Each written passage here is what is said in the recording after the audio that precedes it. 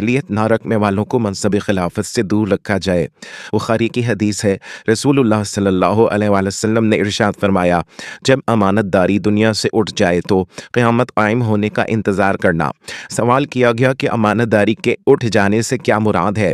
رسول اللہ صلی اللہ علیہ وآلہ وسلم نے ارشاد فرمایا، جب عہدہ و منصب نااہل لوگوں کو سونپا جائے تو قیامت کا انتظار کرنا۔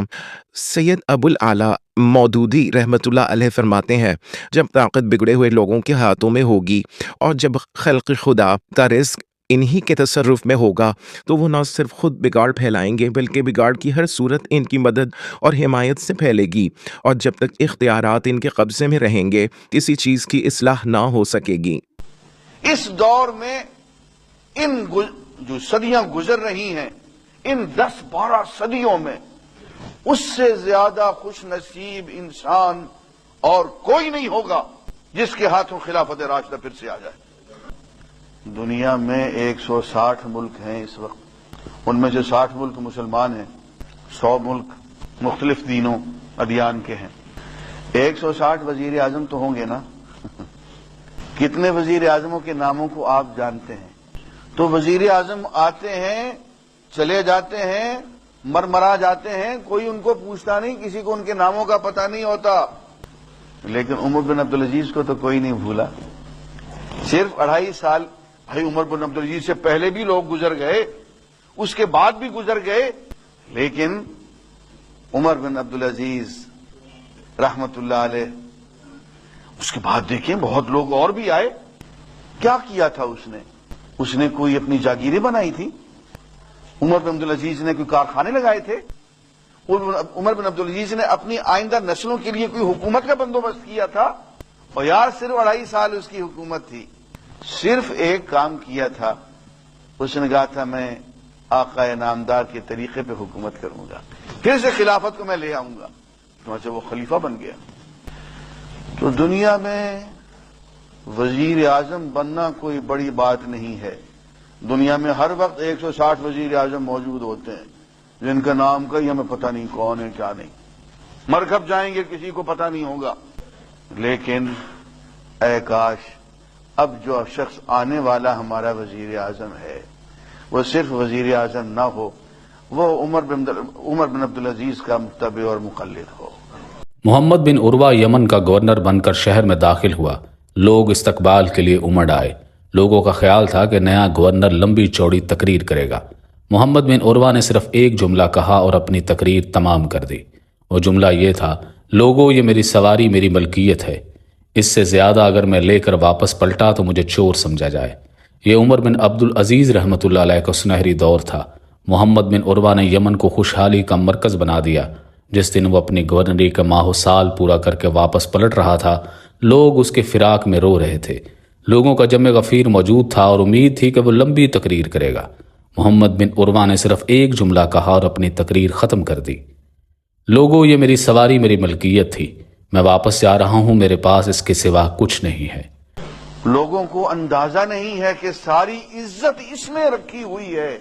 وہ حضرت عمر کو پروٹوکول دیا گیا نا خلیفہ کا کہ جی آپ خلیفہ بن کے جائیں بیت المقدس میں، اور بیت المقدس کی چابیاں آپ ایک ٹھیک ٹھاک پروٹوکول والے خلیفہ کی حیثیت سے وصول کریں، شاہانہ ٹھاٹ باٹ سے جائیں۔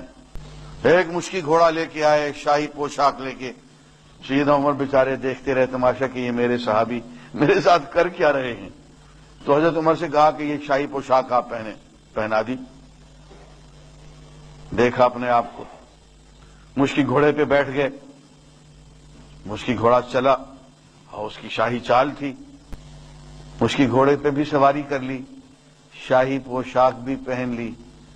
کہنے لگے اب گھوڑا بھی بدل دو، اونٹ لے آؤ اور شاہی پوشاک بھی میری اتار لو، میرا وہی پیوند والا کرتا لے آؤ۔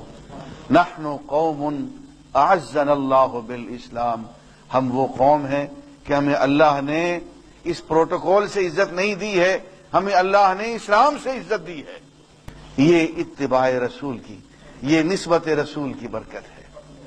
تو عزیزان گرامی، ہم آج کی اس جمعے میں اصل بات یہ ہے کہ عمر بن عبدالعزیز، سید ابو بکر صدیق، عمر فاروق، عثمان غنی، حضرت علی، عمر بن عبدالعزیز رضوان اللہ تعالی، ان کے نقش قدم پہ چلیں، پھر آپ کو پتہ چلے گا کہ وزارت، حکومت اس کے مقابلے میں کوئی چیز نہیں، اس کے پاس میں وہ ذرہ برابر بھی نہیں ہے۔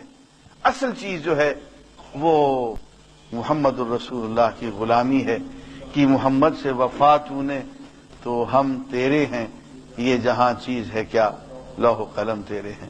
جو لوگ تم میں سے ایمان لائے اور نیک کام کرتے رہے، ان سے اللہ کا وعدہ ہے کہ ان کو ملک کا حاکم بنا دے گا جیسا ان سے پہلے لوگوں کو حاکم بنایا تھا، اور ان کے دین کو جسے اس نے ان کے لیے پسند کیا ہے مستحکم و پائیدار کرے گا، اور خوف کے بعد ان کو امن بخشے گا۔ وہ میری عبادت کریں گے اور میرے ساتھ کسی چیز کو شریک نہ بنائیں گے، اور جو اس کے بعد کفر کرے تو ایسے لوگ بد کردار ہیں۔ اللہ کا وعدہ ہے پختہ مسلمانوں، تم میں سے جنہوں نے ایمان اور عمل صالح کا حق ادا کر دیا۔ اور یہیں سے یہ بات سمجھ لیجئے کہ عمل صالح کا سب سے بڑا اطلاق جہاد فی سبیل اللہ پر ہے، نوافل پر نہیں ہے۔ سورہ صف نے کیا فرمایا؟ اگر چاہتے ہو جہنم سے چھٹکارا، تؤمنون باللہ ورسولہ وتجاہدون فی سبیل اللہ باموالکم وانفسکم، اسی کی وضاحت کر رہی ہے یہ آیت نمبر 55 سورہ نور کی۔